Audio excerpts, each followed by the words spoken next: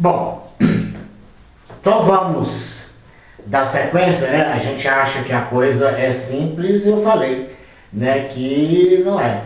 Nós estamos indo aí para o 5º vídeo, mas também não é assim.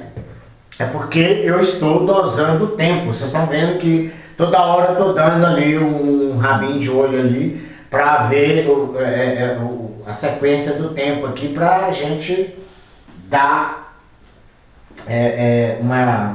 um controle aí. Olha, vejam bem, movimento das ondas aqui, frequência, né, período, um é inversamente proporcional ao outro, o período é inversamente proporcional à frequência e a frequência é inversamente proporcional ao período. E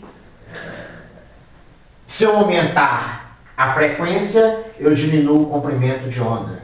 Se eu diminuo a frequência, eu vou aumentar o comprimento de onda. Também havia dito aqui, a matéria não é contínua, ela é descontínua. Ou seja, existe aqui um intervalo entre este átomo aqui e esse outro átomo aqui. Esse intervalo aqui é a energia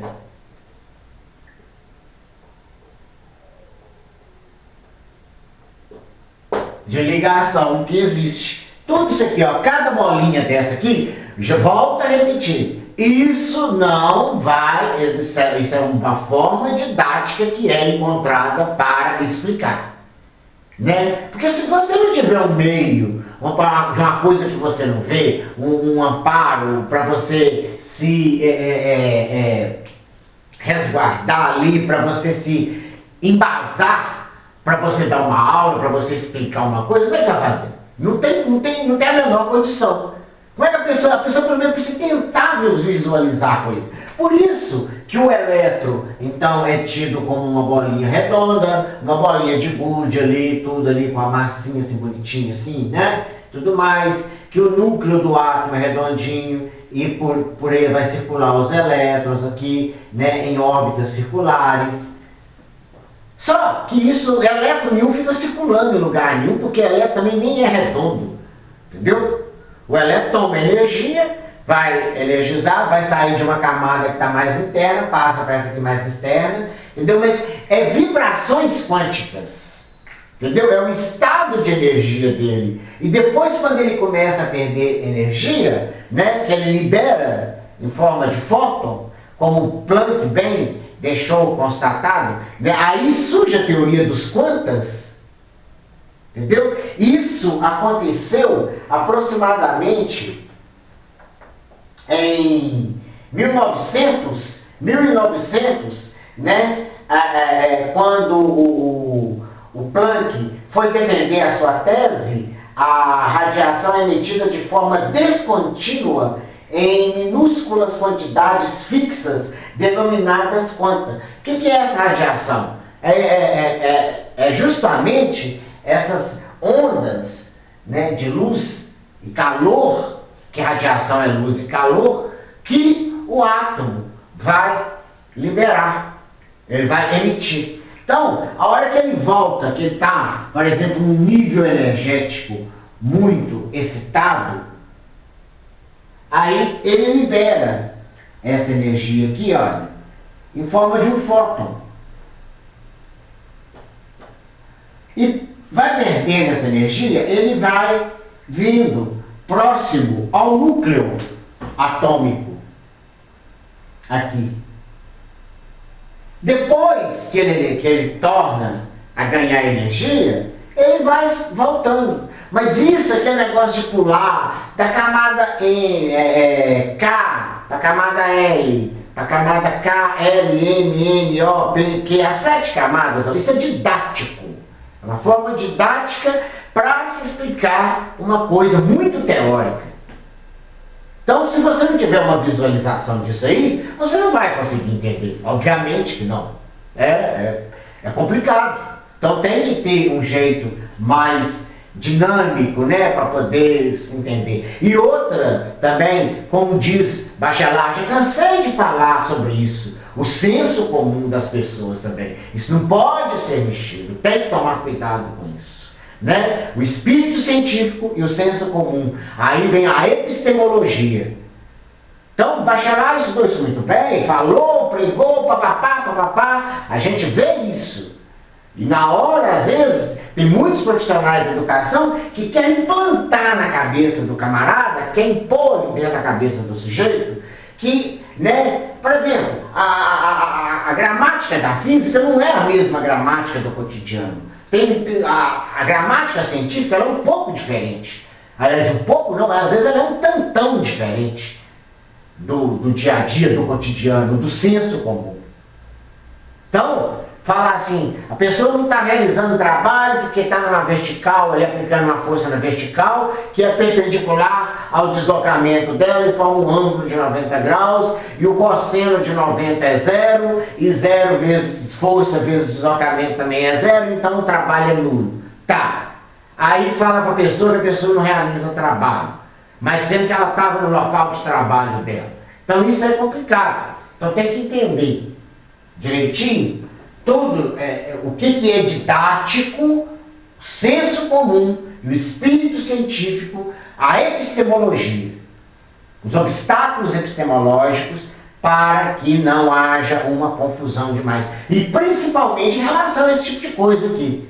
Quando a gente mexe com doutrinas, no caso esotéricas, né, místicas, como o budismo, como o espiritismo, como a própria aqui do Roncador também. Então tem essa série de coisas. Se a gente quer dar explicação, que dê. Quer dar a sua versão, que dê. Quer mostrar como que a sua linha de raciocínio, a sua forma de pensar sobre o determinado coisa, tudo bem.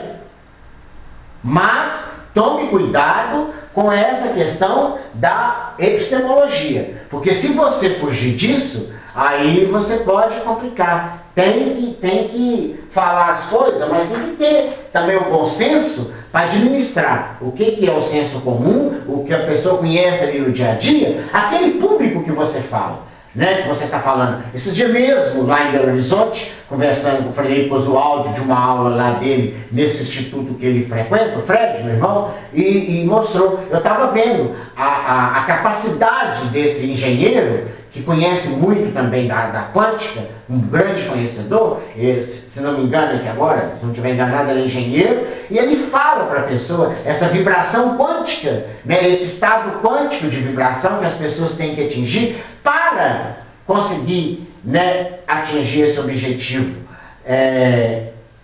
Aquela fé, tá vendo? Falando em senso comum agora, fé, falando em espírito científico, né?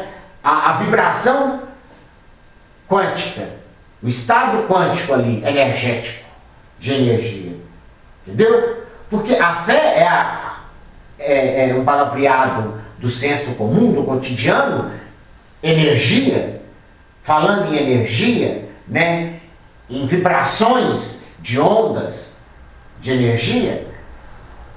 Então, eu estou falando mais com espírito científico. Então tem que tomar cuidado para esse público que você está falando ali, para que você não possa criar um certo atrito e as pessoas acabam não te entendendo nada. Tá? Olha, para vocês terem uma ideia, vamos lá. Veja aqui rapidinho para encerrar essa parte aqui e já depois partir para o eletromagnetismo.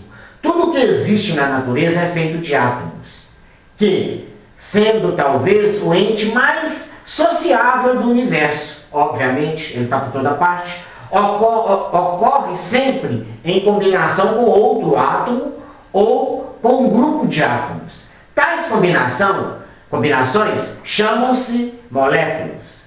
Os átomos, por sua vez, são constituídos de prótons e nêutrons confinados no núcleo e de elétrons fora dele, que é a eletrosfera. Essa partezinha aqui que eu falei, que a gente didaticamente fala em órbitas circulares, e nêutrons e prótons aqui no núcleo do átomo.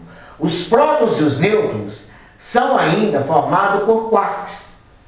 Prótons e nêutrons, tá vendo? Dentro do núcleo aqui, ainda nós temos essas partículas, que são os quarks, menores ainda. Tá vendo? Que o átomo não é a menor porção da matéria, né? Radiação é uma forma de energia emitida por uma fonte e que se propaga de um ponto a outro sob forma de partículas com ou sem carga elétrica, ou ainda sob a forma de ondas eletromagnéticas. Então, nós temos a radiação que pode ser com carga e pode ser sem carga, e também em forma de ondas eletromagnéticas. Aqui nos interessa necessariamente essa radiação com cargas, entendeu? Que é capaz de provocar essa, a que a gente chama de ionização, tá? E também as ondas eletromagnéticas. Esses dois tipos aí é que vão nos interessar, tá bom? Porque, olha só para vocês verem, que quando a gente vai preparar alguma coisa dessa, a gente tem que mostrar aqui para vocês, espero que a imagem esteja para vocês verem direitinho. Aqui, olha, tá vendo? O sódio, o Na e o cloro, 11 e 17. Tá vendo que os elétrons estão aqui, mas isso aqui não condiz com a realidade. Tá vendo? Olha, isso aqui não é condizente com a realidade. Por que que não é? Ora, veja bem, isso aqui, na verdade, é apenas didático. Aqui, o átomo quando ele ganha, né, a energia, entendeu? Ou melhor, a transferência de energia para o elétron, né, segundo Bohr ainda, né? Nós estamos aqui olhando aqui o modelo de Bohr. Ele está recebendo energia e está passando de um nível mais interno para um nível mais externo. E depois, quando ele emite essa energia, ele volta para o nível anterior dele. Olha, tá vendo aqui, nesse desenhozinho aqui, né? De Niels Bohr, tá vendo o modelo? E é o modelo quântico. Mas isso aqui é uma coisa teórica não, assim, é didático. Só para que vocês possam, que a gente possa visualizar, porque não é toda hora que você vai ficar ali no microscópio de varredura, para você ver como o elétron, as vibrações dessas ondas, tentar visualizar isso aí. Não é por aí.